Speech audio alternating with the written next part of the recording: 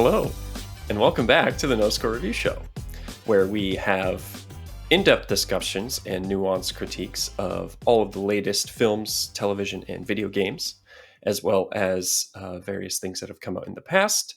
Today is a brand new episode of Franchise in Review, where we take a look back on popular franchises. Today, we are talking about the Mission Impossible franchise. I am your host, Nick Green, and today joining me is Jake Sturkenboom. Jake, welcome back. It's felt like it's been a while. I don't remember the last thing that I was on, but It has been a while. I think you were on... I mean, the first thing that comes to mind was our Shazam review, but I think you've definitely been on since then. Yeah. Did we do Beau's Afraid? Yeah, I think Beau's Afraid might have been the latest thing. Yeah. But yeah, it's great to have you back. You're excited to talk about some Mission Impossible. And what an episode to come back to. This is the one that I've been hyping up for a while. And yeah, you're kind of one of the reasons we're even doing this in the first place. Yeah, because I guess to preface all this, I remember at the beginning of the year we were talking about like what's the most like highly anticipated movies. Mm-hmm. I know a lot of what I was hearing was Spider-Verse, which did live up to the hype. Mm-hmm. The Barbie Oppenheimer weekend that's going to be coming up. But for me personally, Mission Impossible is the creme de la creme. I would say that it's maybe, I'm like just running it through my head, I think it is the best aged franchise ever. Definitely up there for sure. And definitely one of the more consistent franchises as well. Yes. And yeah, but no, the one that we're going to be seeing in a couple days, that's going to be, I'm very excited for it. I wouldn't even say expectations are through the roof. We already see what we're in for. And even I just want to go into that IMAX theater and watch Tom Cruise toss himself off a cliff with a motorcycle. Like, just give me that. Yeah. But we're here to talk about everything that happened beforehand because I feel like it deserves its due on the No Score Review Show. Absolutely, yeah. I was very excited to talk about this franchise. This also gave me a great excuse to rewatch all of the past films as well because it has been a while. I don't think I've watched any of them since Fallout came out. So, like I said, great excuse to do this. The way this show is going to work is we're going to kind of run down our history with the franchise a little bit before we get into the deep dives for each film, respectively. What our general thoughts on it are. Right up top, though, full spoilers for the entire Mission Impossible franchise. It's been out for a while, so I feel like it's okay to talk about by now. So yeah, Jake, let's hear your history with the Mission Impossible franchise. My history with the Mission Impossible franchise. So this might come as a surprise to everyone who's listening to this, hearing how highly I speak of Mission Impossible. Mm-hmm. I have only seen one Mission Impossible movie in theaters, and that was Ghost Protocol back in 2011. Oh, whoa! It wasn't even Fallout. It wasn't even Fallout. It wasn't Fallout. So I remember like the big, like I remember everything on the news was like Tom Cruise running off the side of the Burj Khalifa, and that was just like going and seeing that was just so awesome. And we were talking about it. It's like one of the best action sequences. We'll talk about that when we get to it. But Ghost Protocol is the only one that I've seen in theaters. But truly the first time when I fully ran through the Mission Impossible series was during the pandemic, actually. Oh, okay. It was one of the great time to do it. Great time to do it. It was one of the like ones that I fully went through, watched them like back to back to back. I did it all in like I think like 2 or 3 days. Like nice. Went through everything, and like I said, it's very well aged. I think it gets better as it goes on. Totally. I mean, some trips and stumbles along the way, but you know what, man? I feel like Tom Cruise just slowly started getting it. I remember when I went to go see The Mummy, like the Tom Cruise Mummy. Oh, that completely turned me off to Tom Cruise. But then, really? then going back through this was like, okay, this guy, he knows what his stuff is. He sticks to the Mission Impossibles and the Top Guns, and he's set. But yeah, no, it was really fun to just go through all the movies and like see how he just steps it up every single time. And that was such one of the best franchises. Yeah, I would really say like really only 2 feels like the most notable like step backward for me. Yep.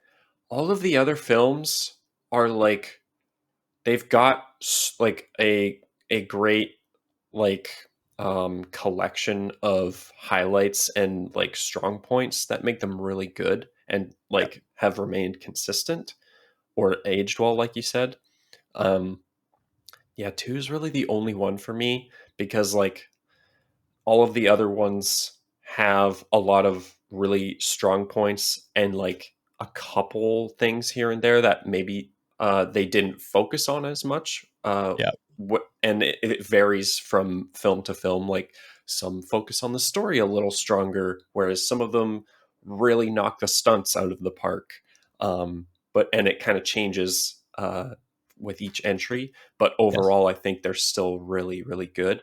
And then even two, honestly, like two, while its story is pretty like lackluster and it like hams up that like early to mid 2000s style, Dude, it's still got some great like set pieces. So you have to admit that opening sequence when he's like rock climbing, he gets the message and then he throws the sunglasses at the camera. Dude, that was like, even though it's what I would consider to be the weakest movie in the franchise, it's just cheesy, like just the cheesiest yeah, stuff like you that. can't help but admire the just sheer amount of like style oozing off the screen, right? Yeah.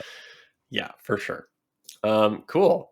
Yeah, I don't remember honestly. I know for sure I've seen Fallout in theaters, but I'm a little fuzzy on my history because I know I definitely didn't see the first three, but I might have seen Ghost Protocol and or Rogue Nation, but those ones are definitely more fuzzy for me. Yeah. But I grew up watching those films, like the first three for sure. Weirdly, they're a little synonymous with Christmas time because I think they would Okay. always play like I think like Showtime or something or AMC maybe would do like a Mission Impossible 1, 2, and 3 marathon around the holidays. So for some reason, I always associate the first three with the holidays.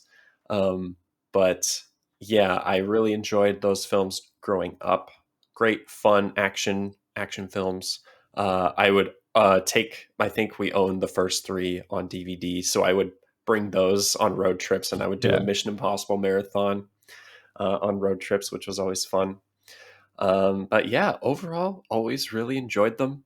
I've gained a new appreciation ever since becoming more enveloped in the filmmaking world and learning a little bit more about the technical side behind it, and just the sheer audacity Tom Cruise has with the later entries, and just how much more he raised the bar with those ones. Oh Like yeah. he just brought it to a new stratosphere, elevated it beyond what the first three ever did or ever could have. Yeah. Um, so yeah, it's only gotten better. When we get into the like more nitty gritty of each individual entry, I think the last two films, Rogue Nation and Fallout, feel a little bit more like on par with each other Yeah. as opposed to that consistent step up with each entry in the Yeah. past. So, but yeah, I still love these films overall, and I'm excited for Dead Reckoning Part One. How Part do you feel one. about the Part One, Part Two type thing? Dude, It's Dead Reckoning part fun, honestly. yeah, yeah. um, I don't know. I don't know. When I hear part one, I hear cliffhanger. But you know what? Well, We're just hey, you know what? We are getting a cliffhanger in this film, so I mean, if you're gonna do it, ayo, maybe not so much cliffhanger. That's more MI2. This is Cliff Jumper. cliff So jumper. yeah, Yeah. I don't know. We'll see. I just hope. You know what? I hope they have me sitting in my seat wanting more. I feel like yeah. that's what a That's good how I was thing. with Spider Yeah. Verse. So like, Spoilers. well, yeah. I mean, it ends on a cliffhanger. That's still pretty vague. I don't You know. listen. You listen to the No Score Review Show. You already know. I well, exactly. Sure. um, um, yeah, I what I'm more interested about with the part one and two scenario is if that means this will be like the definitive finale to the franchise, or if they're just going to continue on. Who I knows, don't man? Because like honestly. everyone says that like Mission Impossible will continue as long as Tom Cruise is alive to make it happen. So we'll see. I don't know. Very Yeah, curious. I don't know. I just say leave the door open because like they've been working on this franchise for over what, since 96? Like Hmm. Almost 20 it years. and keeps on getting better. Yeah. And I Yeah. and who knows who if they're going to be able to top the last two entries and knock my socks off. I don't know. Even if it's like it can be the cheesiest thing ever. I'm just down for the stunts, down for whatever cheesy one-liners or whatever. I'm Right. here to go sit in a theater, eat some popcorn, and indulge in some For the thrills. in the thrills. Yes, Yeah, that that's what I was for sure. looking for. Yeah, Fired up. I think I tend to lean more up towards the side of like end on a high note, end while you still are in your prime, right? Like make that decision, because so often nowadays we get these franchises that are like bloated and carry on for too long, or are just so watered down in their subsequent entries that it's like, why couldn't we have just ended on that high note, right? Like I'm hoping John Wick, like no spoilers for that, but like I'm really hoping it ends where it ends with that one.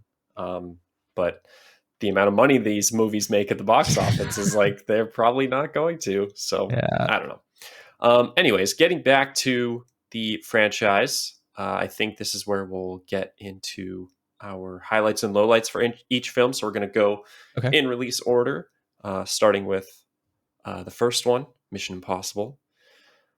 Jake, what are some highlights and lowlights for you in this film? I'd say one highlight that I have right off the bat when you start the movie, I think the shock value that it has, like the Hmm. scene where the guy's on the elevator and then like you literally see him get like stabbed through the mouth. It's like Yeah, I don't expect that from Mission Impossible. But that shock value, like oh shit, like that just yeah, happened. Like they're not fucking around here, man. yeah, And just like just introducing certain like dialogue, like your mission if you choose to accept it right. and all that, and just setting that like setting the foundation for the franchise was like I think they did a really good job. The good job with the misdirection, the fake faces, Hmm. um, the the amazing CGI with that helicopter going in the train Yeah, tunnel. yeah. um, yeah, no, I I just think love I also love the like tactile feel of like the 80s 90s era tech yeah, too, right? Like there's like flip yeah, phones, and there's like the like white computer uh like cases and everything, right? yeah, There's really funky like gadgets that they have.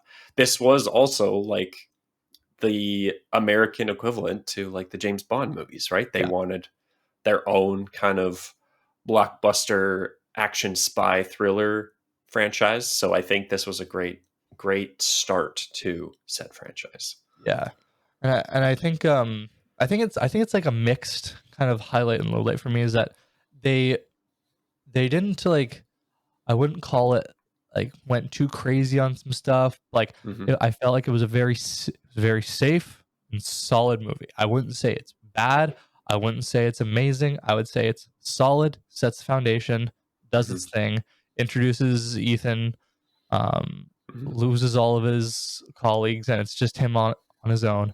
Yeah, And it's it just a sets up that like I think it has a really great um like I don't know what the word is, but just like it ramps up the stakes very well. Like we start with that kind of like it more on the espionage side of like hidden in the like party with the back end behind the scenes hackers and everything, like pulling the strings and whatnot and guiding our agents through um, like corridors and like trying to find what they're looking for and everything.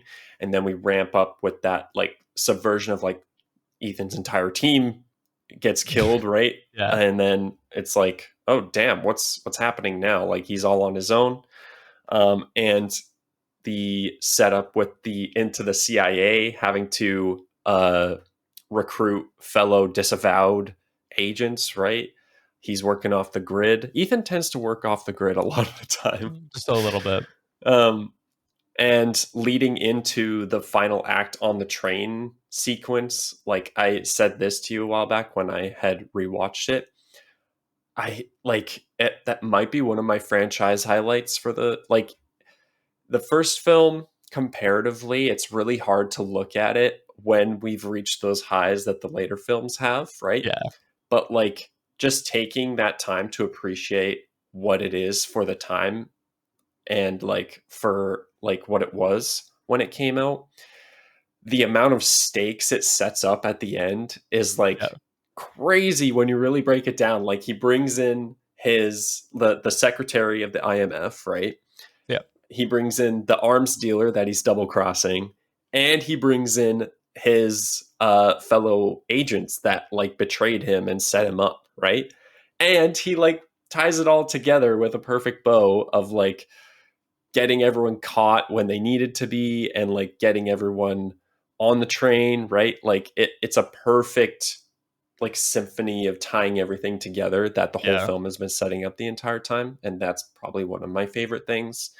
They do bring that kind of story element back in later films where he like sets up his foes and everything in a really satisfying way.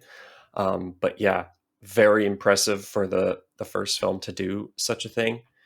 And I mean, like the CGI helicopter and train stuff is like it does look like it has aged a little bit, but I Sign of think the time. the thrill ride still succeeds.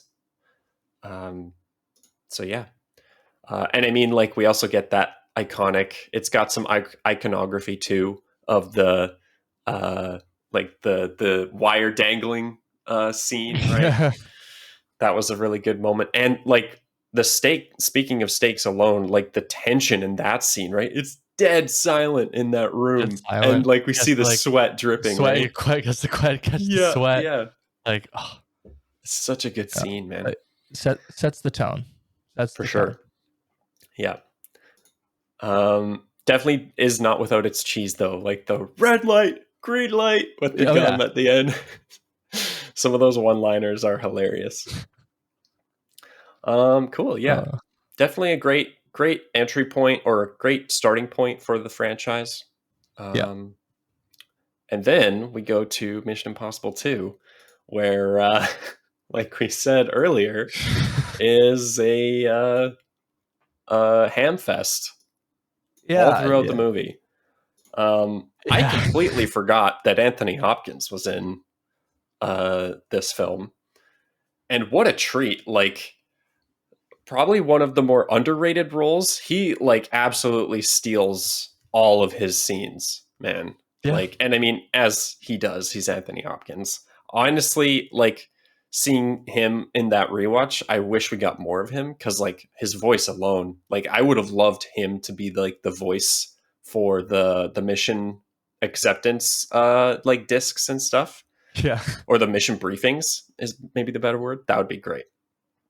Um and we get he says the like titular line of the franchise when he's talking to Ethan. He's like, Ethan, it's not mission difficult, it's mission impossible. I I I completely remember forgot watching about that that. and just falling to my knees. Yeah, it's like, oh my god, he said it. Are you kidding me? The amount of Yeah. hoops they had to jump through to I was make that work. it was a reach. It was a reach and a half. It's one of those titles that you can't just like put. Oh, he said it. He said it. The Rick Dalton meme. Oh Oh god. man. Yeah, no, I'd say just forgettable, really. Like I said, one of the most memorable things was the opening sequence is when he's just like like free soloing the side of a rock and then Mm-hmm. he gets his like thing and he's like, thanks. Then just like tosses them. Oh man. And it's like you can see it coming too. It's like, is he gonna do that? Yeah. I will say though, arguably one of my favorite spins on the Mission Impossible theme, because it's like that really heavy, grungy, like 2000s guitar riff Yeah. version of the theme. It's really good. It goes hard, man. Um, True. I would say I would agree mostly that this entire film is forgettable aside from that free solo sequence, and maybe it's more personal for me, but the final act, the leather jacket, sunglasses, motorcycle jousting is Just like also pretty Terminator. memorable. Yeah, Yeah, yeah, full Terminator. full Um, Terminator. yeah, otherwise it's pretty forgettable. Like A the lot of plot is pretty like uh basic. unremarkable. Yeah, I they could have done some interesting things with the um like other IMF agent that doubles Ethan Yeah, regularly, right? Like there could have been a better dynamic between them, but it was way more like focused on the what was her name? The uh the love interest in this film. Naya, I think her name I got is. Naya. Yeah, Yeah, it was more focused on that kind of like love triangle aspect a little bit. The whole like love interest like romance arc between Naya and Ethan throughout the film was also, I mean, especially looking back at it now in the context of the whole franchise, it's like why are we even doing this, right? yeah. Cuz it's she's never to be seen again in the, in the whole franchise. Um but yeah, there's not much here in terms of memorable plot, and the set pieces like we said, aside from the free solo sequence, it's not that interesting. Like the whole um like research facility when he drops from the helicopter, it's very similar to the first film's like repelling sequence, right? Yeah. They certainly dial it up a little bit more, but otherwise it's very reliant on the mask reveals in this one as well, which is very, very There's funny. quite a few. Yeah. Yeah. um but yeah, otherwise there's not much more for me to note on my end. The sequence at the very end when he masks up the dude's, the like other IMF agent's right hand man, Oh my. and just like gets him to murder him in cold blood. That was heavy, man. Like that's Like, dark. yeah. That's crazy. Just like, oh, man, it's only just so it's just unremarkable, and Yeah. I don't have much to say on it really. It's just Yeah. okay, man. Just get to the next one. Yeah. It's a bridge. It's a bridge to the third movie. Yeah, yeah, for sure. Well, without further ado, I guess let's move on to MI3, which MI3. is thankfully a step up. We aren't in diminishing returns territory. That's really the only instance I would say in the franchise overall. Um, MI3 does like, oh man, this franchise also is very good at its openings. Like, This say what you will about this one MI2, but like, this one was like, we're gonna make you feel like you're about to like. It's just so die. intense. It's such an open, like such a like. Don't stop. Like Yeah, yeah, so much yelling, and I'm like, yeah. ugh. Just It yeah, it like grabs you by the shoulders and like makes you stare. That's what yeah, it feels like. It opens on one hell of a interrogation sequence. Um, Philip Seymour Hoffman, my God, man, yes, he was yes, amazing in this film. Like that is easily one of my highlights. The performances and the stakes in this film, the personal stakes, are unlike anything else in the franchise. We get close in some of the later films with like yep. stakes and villain performances, but like otherwise, not so much. What are some other highlights for you, Jake? On my on my letterbox review, all I say about it is, um, I love the fake outs and the lens flares. Yeah, J.J. Abrams, baby. good old Um, J.J. Abrams. I think they did the fake outs really well in this one. I think the first time watching these, they got me. Hmm. Um, just and bringing the family into it. That's like a Vin Diesel Yeah, style. Vin Diesel's talent. Giving Ethan like a real emotional connection, and it does it much better than MI2 tried to do. Yep. Giving him like a family and that like double life take was really interesting as well.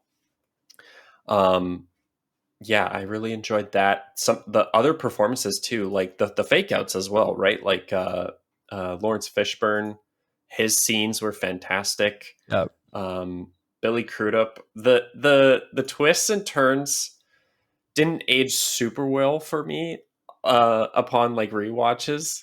Yep. Because it's just like a lot of like, oh, this is actually how it's happening. No, this is actually how it's happening. Toward Yep. it, like it's bunched up a little bit towards the end.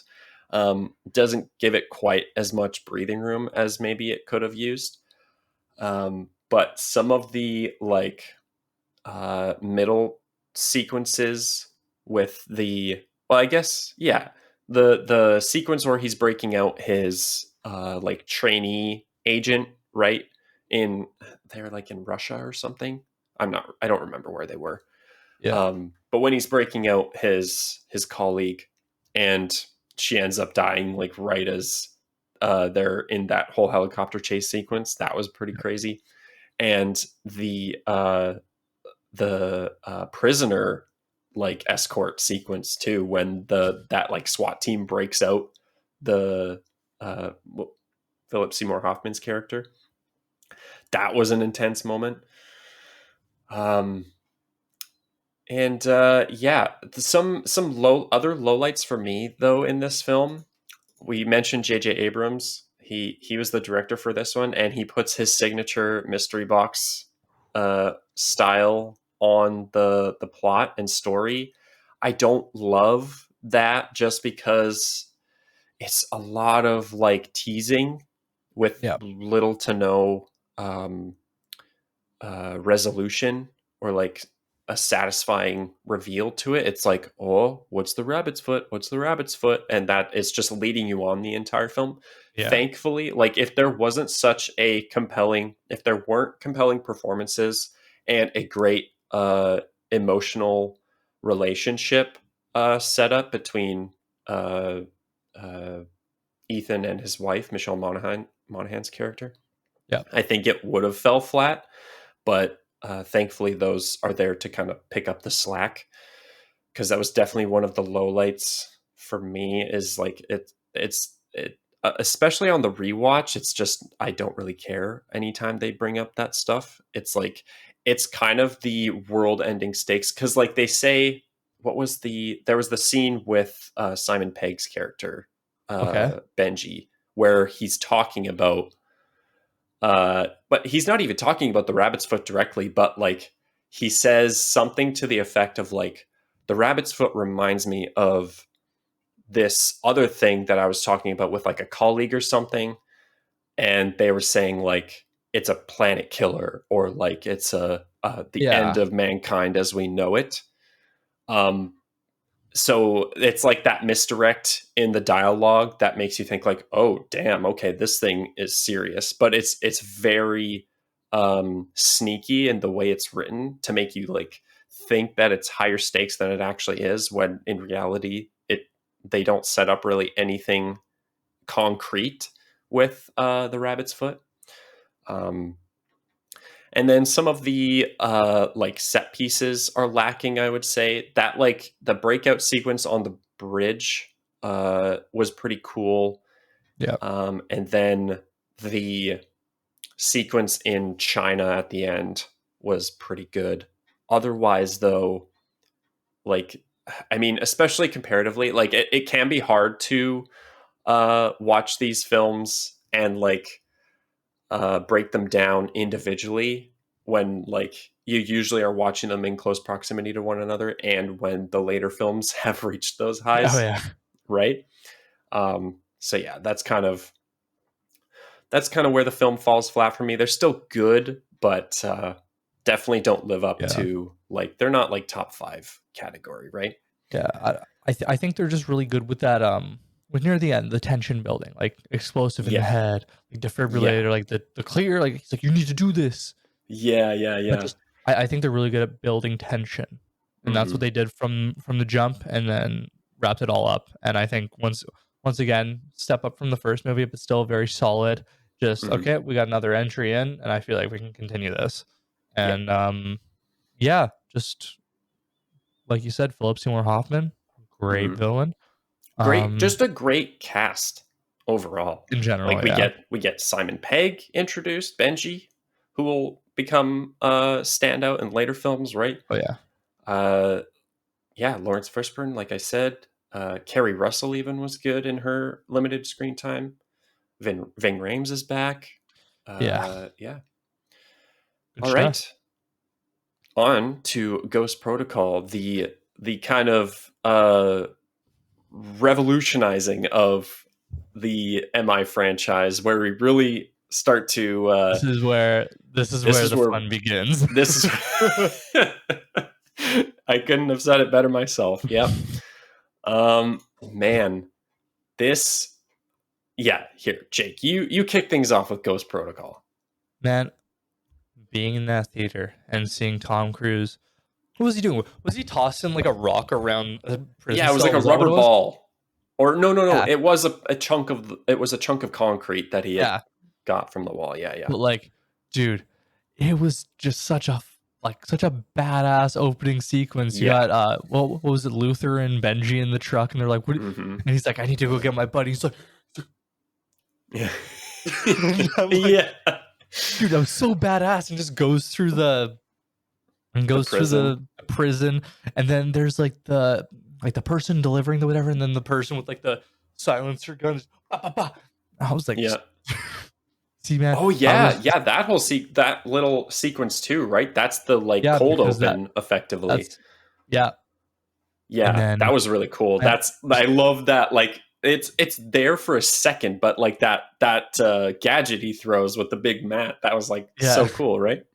Oh wait, do you mean when they're in the Kremlin with that green screen that they keep on moving up? No, the very first thing we see in the film is that Yeah. the random IMF agent who's like Oh yeah, busts yeah, open the yeah. door on the roof, right? And he's like in a shootout and he throws the thing as he's falling, right?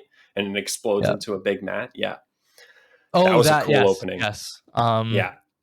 Yeah. Such a cool open, and then jump to the sequence that like all the Kremlin stuff was So awesome. good. I Yeah. loved how they incorporated the comedy with that like green screen that they were trying to Yeah. do, and they were like doing the little Just water droplets. Benji's like dialogue with Ethan overall of like wanting to be in the field finally, and like Yeah, he's like definitely that like green, very green in the field, and like Ethan has to like pull him aside and like fix his wrongdoings and stuff. It's so good. yeah. You know, That I prison think sequence, though, man, I just the want prison to say scene. really quick that prison sequence was fantastic. The like music going along with it as well. I think it's "Ain't That a Kick in the Head," one of those like classic 50s, 40s, 50s songs. And that like subversion, you touched on it like for a moment, but that subversion of like, okay, they're breaking Ethan out, right? Everything's going to plan, it's going really well, and then he Now turns he's around, going right? back, and he does Yeah, that. it's like, what are you doing? Yeah, yeah. I know, I'm not opening the door. Yeah. Yeah. It's so good, so funny. So good. Um, But oh, yeah, the whole Kremlin sequence was fantastic. Like that's like textbook Mission Impossible, like stealth mission, right? yeah, once again, tension building. They're very good at building tension Hmm. in certain sequences. Yeah, I was gonna mention on the Kremlin that CGI when the building explodes, little questionable. yeah, yeah. Um, I It's love not awful though. Like I think it's not a product of lack of resources or time allocation. I think that's just kind of sign of the times a little bit, right? yeah. Yeah, Take a swing and see how it works. yeah. Um, I don't wanna speed too forward. I love the meme that came out of that movie with when he's, like, switching from the Russian guard to, Yeah, like, the yeah, for American Barbie and person with Oppenheimer. Barbie, like, me going from Oppenheimer to watch Barbie. So funny. Wait, no. Pause, just quick pause, back to Mission Impossible 3. The Okay. entire that, like, what was it, a 45-second sequence when he's sprinting down like Yeah, this. yeah. Oh yeah, that's another I one need too, I right? need to mention that. I completely forgot about that. But like that was like the first time you truly saw Tom Cruise like doing his run, Yeah, yeah. like his distinct run. Hmm. Okay, back to Ghost Protocol. I actually want to mention as well, really Oh, quick. I yeah. believe Ghost Protocol was the first time they introduced a really cool intro sequence with the title crawl, where they do like snapshots of scenes throughout the film as they We don't know happen. what's happening. Like when they're doing the like the fuse moment, and it's like that title sequence where it's like doing the Yep. opening credits basically. They do a like montage of scenes throughout the film before we get to see them. I thought it was a really cool, really stylistic choice that Yeah. they would use in the later films as well with Rogue Nation and Fallout. Oh, Um, okay. just a really cool, like unique, something we like don't didn't really see in other films. And I think it harkens back to the original TV series back in the, I don't know when it was, maybe 50s or 60s when it came out. Okay. But just a really cool sequence I just wanted to mention. Another highlight for me that they introduced in Ghost Protocol. Okay. Yeah. Um, but yeah, after that, after the Kremlin sequence, that's another moment that they kind of like replicate from like the first film, where it's like they're on a mission, but it goes horribly wrong, right? Yeah. And then we get to see the ramifications afterwards of like he's meeting up with the secretary, and they like have to officially disavow him and everything, right? Yeah. And then we also get that one Russian like contract killer or something that's like trying to bring in Ethan in the hospital, right? That Yeah. was a really fun see. I love that comedic moment where he's on the side of the building and the dude's looking out the window, and it's like, you're not really thinking of doing that, right? He's like, probably shouldn't do that. No, it's not a good Yeah. idea. um, that's a great moment. Um, but yeah, just another great execution of that kind of like mission gone horribly wrong, and Ethan and team having to deal with that. I love the like train car sequence where they're in that like secret IMF train car, and Yeah. they're like, we're working off the grid now, where Ghost Protocol is in effect, basically, Yeah. right? Which was really good. And I think that kind of leads into our Dubai. Is that where, I think that's where the Burj Khalifa is, right? Dubai. Yep. Yep. That leads into our Dubai sequence, Oh which I yes. love the setup of that whole thing as well. Just like the lead up as well, not just the building climbing section, but like that whole mission execution is really cool, really fantastic setup, where they have to do two different like exchange deals in two different rooms, right? Yeah. Um, masterful scene execution there. And I mean, we don't have to There's not skip much to around it. say about It's it. It's like one of the the greatest stunt yeah, pieces in this entire series. in film, I would Film in argue, honestly, general, Jake. yeah. Yeah, it's like one of the most amazing, most like heart pounding sequences. I've seen the film probably like 4 or 5 times, and every time, man, it's like, oh, I can't Oh, watch this. This is like too when nerve he's wracking. running along and does like the Yeah, ride.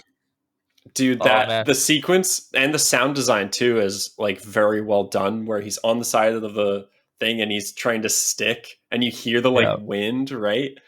Yeah. Oh man, and then his glove starts to fail. God, that's brutal. I And then love the doing the like whole tiny like little setup too, where they're doing the glass cutter initially with the window yeah. pane in their room, and you see that setup of like when Benji's doing it, it sparks a little bit, right? Yeah. That's a great little setup and payoff for when it screws Ethan like at the top of the building, right? Yeah. Man, yeah, just such a good set piece. Unfortunately, for me anyway, that's kind of where the lowlights start coming in after, Yeah. like even after that whole deal like falls through. I feel like that chase sequence in Dubai could have been like a couple minutes shorter. I feel like it went on for quite a while because it he does a full on foot chase throughout Dubai, but Yeah. then it transitions into a car chase too, like in the storm. And I feel like that could have been quickened a little bit. It feels like, I guess it could be argued it works as like a debuff from that like heart pounding adrenaline moment at the top of the building. Yeah. But I don't know. Personally, for me, I felt like the chase sequence dragged on a little bit. Okay. And then just the entire third act felt a little underwhelming in comparison. Y- Like, I feel like they Yeah. should have restructured the film to have the Burj Khalifa scene be the penultimate moment. Yes, I Um, agree. because after that, yeah, it just kind of falls flat for me. And that's what holds it back, I think, from being a top contender for one of my favorite films in this franchise. Like, that Burj Khalifa scene does a lot of heavy lifting, but Yeah. yeah, I don't know, I can't excuse that third act for me. I don't know how do you feel about like the film going forward after that Burj Khalifa Ye- moment? Yeah, it's you don't really remember the ending, and well, the only thing I remember about the ending is him with the briefcase, mission accomplished, and Right. Yeah, that's yeah. really, and then the rest is in Vancouver, and it's just like you're trying to see what Eh. parts of Vancouver he's in, and why are they shooting in Vancouver? Right. Yeah, Um, yeah. yeah, just I feel like that middle sequence really makes the film, Mhm. um, and then yeah, I don't remember much about the rest of that. Doesn't he go to like a party at some point? And Yeah, they go to like because they have to get the launch codes from this yeah, like basically Indian Tony Stark is what I always think of him as, um, or like Pakistani Tony Stark, yeah, um, and it's just it falls flat for me, man. There's not yeah, really much there, and it also falls into that very repetitive like world ending stakes bit for me as well because they're just like trying to launch nukes to like start World War III or whatever. And that I think the angle of um, Ethan being disavowed and working in the shadows was a really cool moment. yeah, um, and I don't think they utilized that enough in the ending. I think later, like a later film like Fallout, does a much better job of, or is it? Yeah, it's Fallout, right? No, it's not Fallout. It's Rogue Nation. It does a much better job in Rogue Nation towards the end, where Ethan is like kind of in the same vein as the first film, where he's like bringing all of these big players together in one room yeah, and like executing the plan like as intended. Um, but okay, yeah, another thing that bugged me a little bit with the ending of Ghost Protocol is like the dude takes the briefcase and falls with it to prevent Ethan yeah, from getting it, but you could have just thrown it down, right, and still yeah, survived. Because like I don't know, that rubbed yeah. me the It's wrong way. yeah, man. It's just yeah, I just kind of wish he had a stronger ending. Really, Yeah. We do that's about get it. that like that harken back a little bit sequence of Jeremy Renner's character Brant doing the fall in the vent system. Like that Oh was yeah, kind of cool, but that was very much on the sidelines a little bit, whereas we were more focusing on Ethan and Paula Patton's character, which yeah, also felt like a little bit of a weird side like flirty sequence, which I don't know that was really necessary. That whole like uh, dynamic between them at that party was felt a little weird to me. But yeah, overall, two like phenomenal like first acts of the film, yeah. um, and then the third act kind of falls flat. Yeah, and that's I think where we'll call it for Ghost Protocol. Do you have anything else you wanted to mention really quick at all, Um, Nothing. I'm Jake? happy to move on. Also, just real quick before we move on, Brad Bird directed this film. Like the same director of The Incredibles and Ratatouille, like a Hey, Pixar director. hey, give him the reins, man. Yeah, crazy. He So cooked. crazy. He cooked with the other ones. I mean, yeah, fair enough, honestly. Also, that actually just reminded me. I don't. You might not have noticed this, but the mission briefing in this one uses the. I'm fairly certain. I didn't actually do my research, but I'm going on a hunch. Yeah. The mission briefing narrator sounds the exact same as the mission briefing narrator in The Incredibles when Mr. Incredible gets that like pen or whatever when he learns about the secret like organization or like the supers dying or something when he gets sent to the island, right? You know what I'm talking Yeah. about? I'm fairly certain the narrator for those scenes is the exact same, which is hilarious. It like kind of there's like parallels of like the like 50s spy thriller, Yeah. and it's just funny that it sounds like the exact same narrator. Uh-huh. It's just something mini tangent I wanted to point out. I don't know if there's any meat there or anything, but yeah. Where are we at? Rogue Nation. Rogue Nation. I was gonna put an adjective in there, but I'm just gonna Rogue blank Nation. Dude, man, I was blown away on the rewatch of this film. Like, this might be, I think it is my favorite of the franchise. It's like, my God, the amount of set pieces done in this film that are memorable and just so effective, and their varying scale as well. It's got another, like, amazing opening, and not just because of the plane sequence itself, but just it fires on all cylinders from the Yeah. dialogue to the character setup, and the stakes are like introduced so quickly that it's like, oh shit, they need to get that stuff off the plane, right? Um, Amazing opening.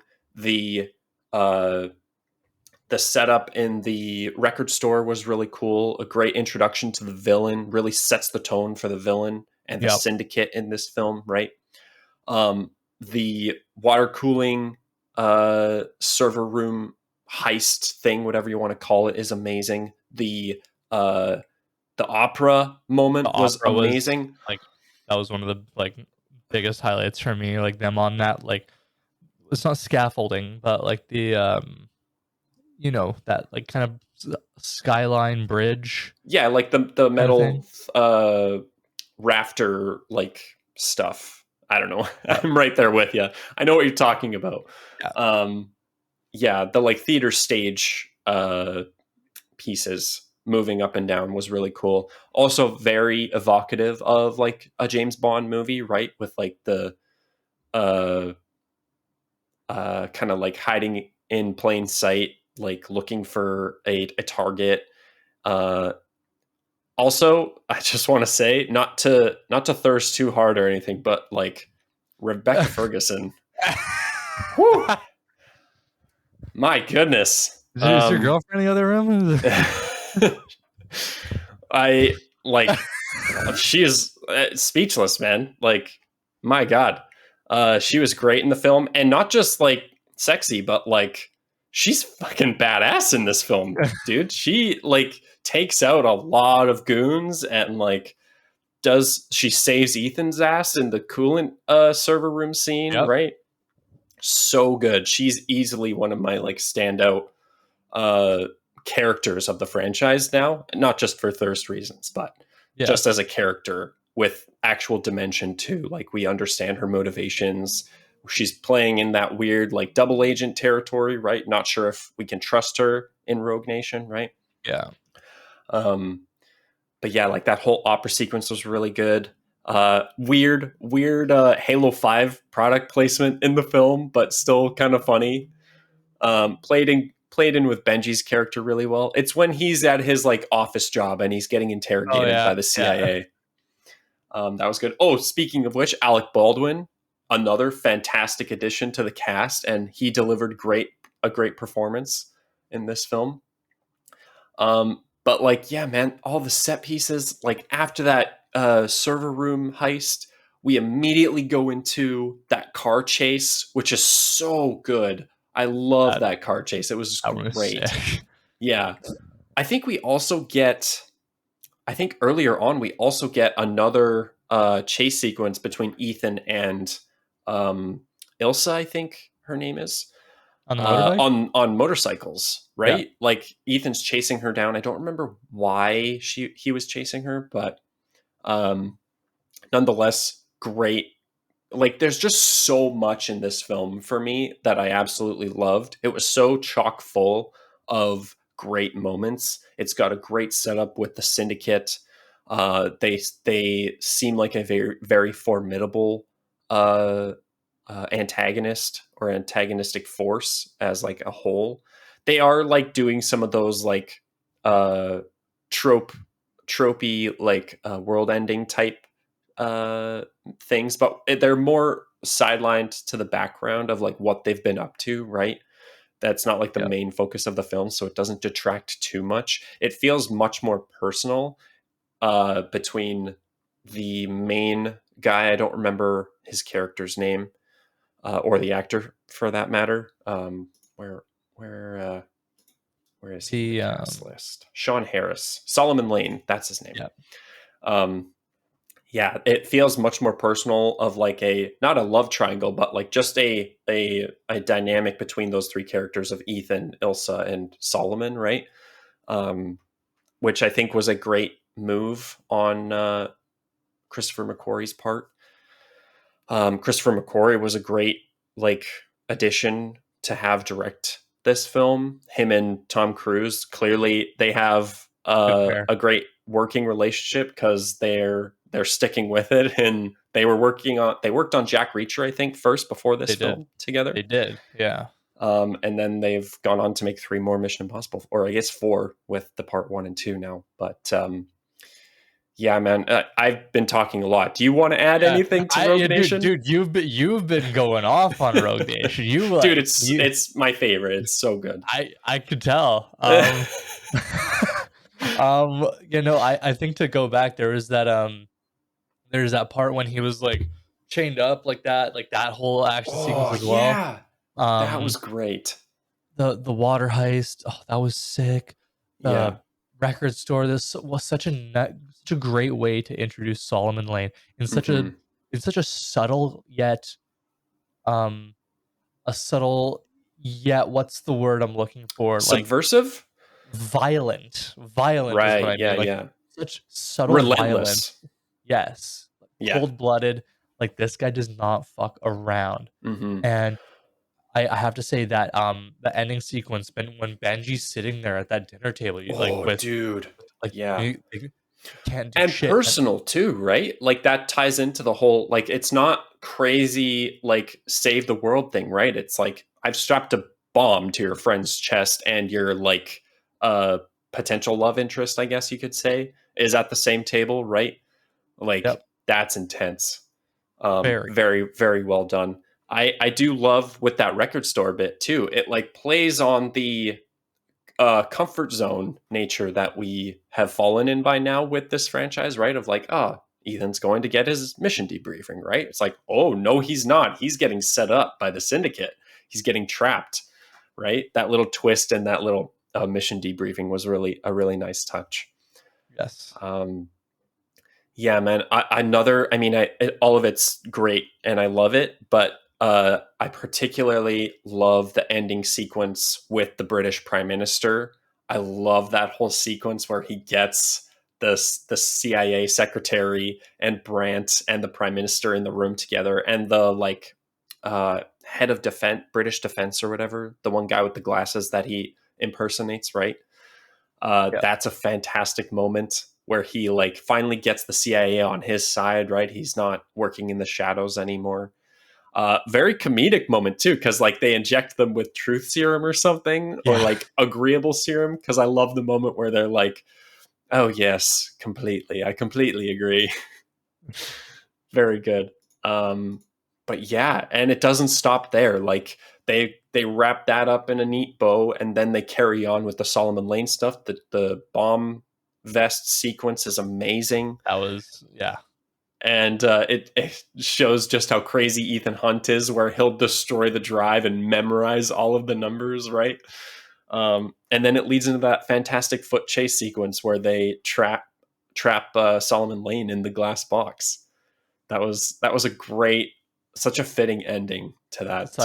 Such a great ending, man. Yeah, man. Yeah, I cannot praise Rogue Nation enough. It is. I've said this countless times now to some people. If I were to recommend a single Mission Impossible film, it would be this.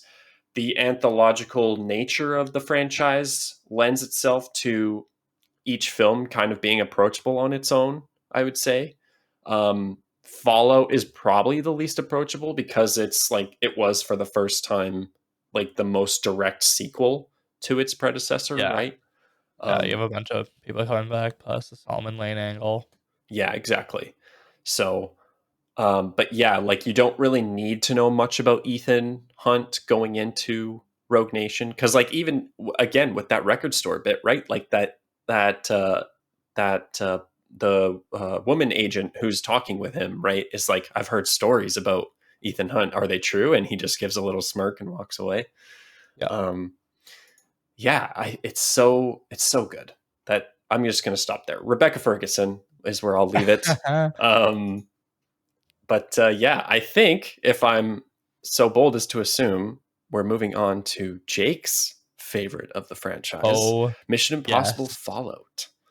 Mission Impossible Jake, Fallout. I'm going to let you oogle over this one. I'll take a back seat this time around. Goodness.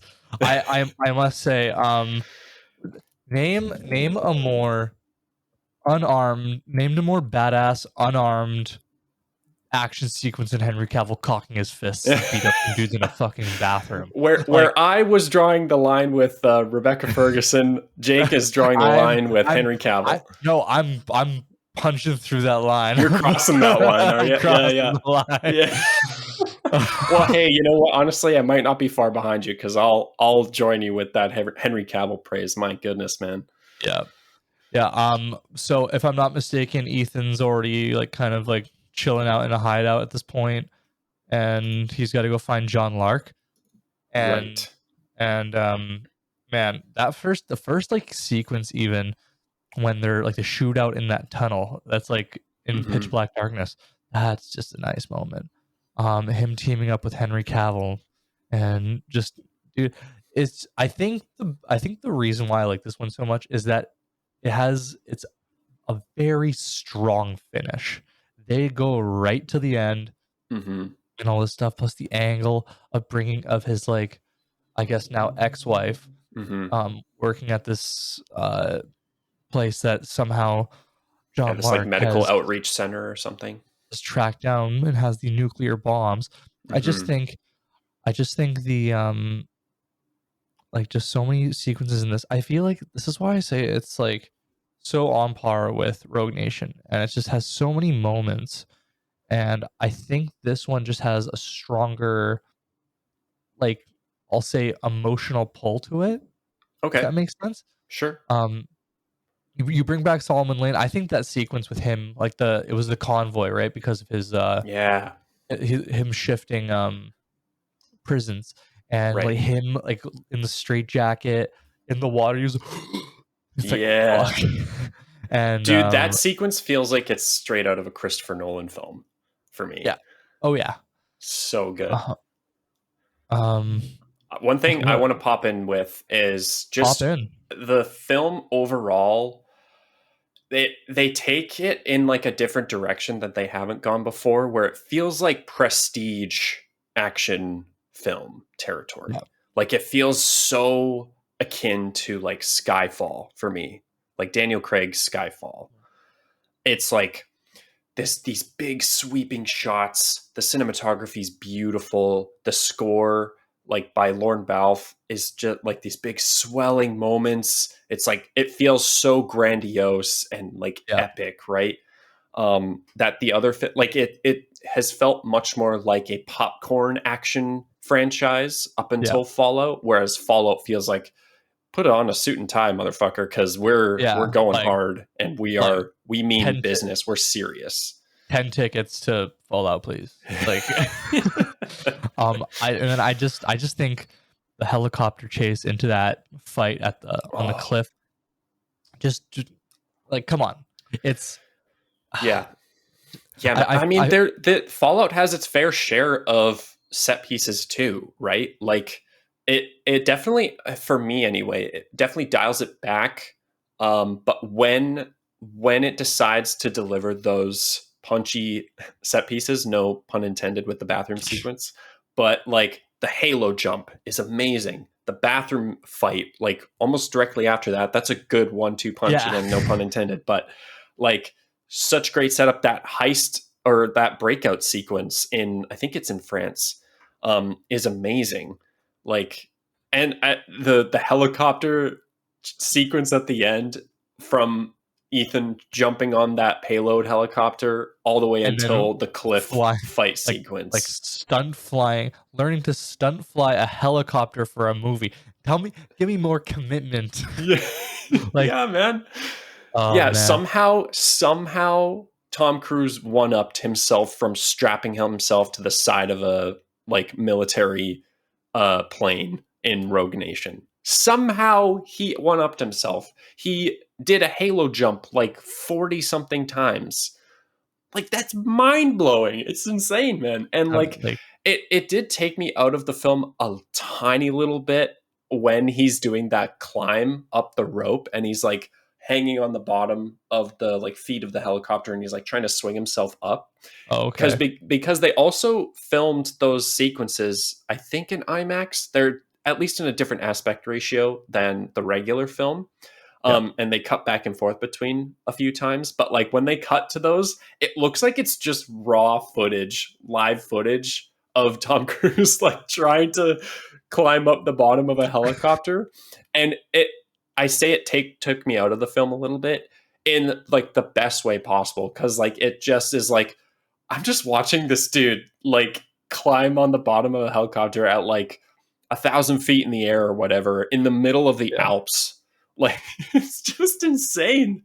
And like you can't help but give props to the guy. Like say what you will about Tom Cruise, but he commits himself. He's throughout this franchise that we've talked about it over the past hour right now, Mm-hmm. and you can tell the way we are talking about these movies is he he's just trying to step things up one by one, and he does it all himself. He's not Mm-hmm. being asked to do this. He's the one who's facilitating everything, and it's Yep. insane. Yep. Something that stood out for me in some of the talk surrounding Dead Reckoning's release is Tom Cruise. There's a quote from him uh, regarding his chats with Christopher McQuarrie, talking about like where they wanted to go after Fallout, and he said something to the effect of like, I was talking with Chris, and it basically went down like Chris asked me like, well, what do you want to do for the next one? He's like, I want to ride a motorcycle off a cliff. What do you want to do? And Chris is like, I want to destroy a train. It's like, okay, there we go. We got our film. There, yep, done. Yeah. But man, I'm very excited to see what they do next, Yeah. and I would say yeah, also like the jumping into a different franchise, the John Wick franchise a little bit. yeah, Um, it's honestly impressive how well they've been able to deliver on stuff that isn't the set pieces as well. Like they're able to deliver some relatively compelling and intriguing spy like espionage action plot lines and yeah, story, right? And some compelling characters too. So like, and that's something I think that they're doing better than the John Wick franchise. Like, I think John Wick franchise is leaning a little bit more into the ham of it all, where like okay, you don't really care too much about like you're there to see cool characters do these crazy action sequences, right? And I guess it's more in line with fight sequences rather than like stunt choreography. yeah, Um, but yeah, I would say that's something that the MI franchise has over John Wick in that regard. They've been very consistent for most of their entries with amazing set pieces and compelling story and characters, which is really great. okay. Um, That's for me anyway. But Yep. yeah, man, this is, I mean, if they were to end on this note of Fallout, like I would have been so content. I would have like regarded this franchise as probably one of the best franchises out there. Definitely one of the best action franchises out there. Um, so I'm really excited for Dead Reckoning, and I have the utmost confidence. I would say I'm very uh, uh, like very confident in their ability. So yeah, is there anything else you wanted to add on with Fallout or Dead Reckoning for that matter, Uh, Jake? I think just to wrap it all up in a bow is I'm not even mad that they're making new movies. I'm just excited for what's next, and Hmm. I think these movies. I think that what Tom Cruise is really trying to do now is he's trying to make things worth going to the movies, Yeah, and he did yeah. that with Top Gun, and he did it with he's done it with these Mission Impossible movies. He's making it Hmm. worth going to the theater, and he's bringing back summer blockbusters, Yeah. and it's been a fun summer, and hey, Well, and this summer yeah blockbusters in a way that harkens back to maybe like some of the older days. yeah Summer blockbusters that aren't these superhero CGI. Uh, ironically, these franchise like installments, right? Like yes it is part of a franchise, but like it's completely different, right? yeah Yeah. Um, I'm very excited for it. It's more just like cautious optimism than anything, because like I think that's just the nature of the beast when it comes to franchises that have been around as long as this yeah one has. It's very remarkable that it's been able to stick the landing with so many of these entries. But yeah, so Fallout is your favorite. Do you have like an honorable mention or like a second for favorite what oh for the I think franchise? I think Fallout and Rogue Nation, like, Hmm. two of the best. Like, they tie in together, and they do everything that Mission Impossible is about the best. Hmm. Absolutely. I completely agree. Yeah. Yep. I mean, I'm kind of right there with you. I'm just kind of the inverse. Rogue Nation and Fallout for me, man. They're great. Um, cool. I think that is where we're going to wrap up this franchise in review. Heck Let us yeah. know what your favorite Mission Impossible entry is and why it's Mission Impossible 2. Um, and yeah, let us know your thoughts on the franchise as a whole as well in the comments below or on Twitter. You can tweet me at no score reviews. And Jake, what was your Twitter handle again? It's just Jake Sturkenboom, I believe. Jake Sturkenboom. There you I go. bel I think. Something to I that need to check. effect. Jake Sturkenboom, yes. There we go. We Twitter, got it. uh, letterbox.com/Sturkenboom. Just Perfect.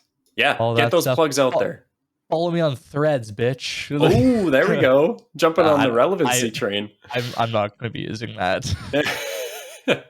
Um, Yeah. Any other plugs for where the people can find you, or any other recommendations?